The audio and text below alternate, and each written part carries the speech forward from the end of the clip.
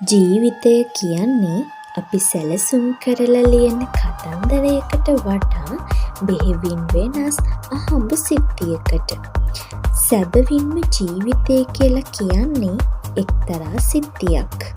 සිදුවෙන තුරු කිසිවක් සිතාගත නොහැකි ඇසිල්ලක්. සියල්ලෙහිම අයිතිකරුව තමයි ගත වෙන කාලය.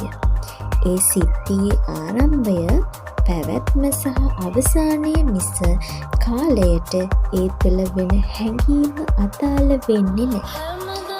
කාලයට උවමනා කරන්නේ යම් සිද්ධියක් සිදුවීමේ ඵලය විතරයි.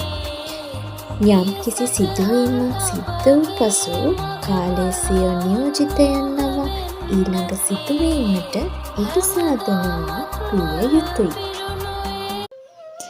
ජීවිතය කියන්නේ අපි සැලසුම් කරලා ලියන කතන්දරයකට වඩා බෙහෙවින් වෙනස් අහඹු සිද්ධියකට.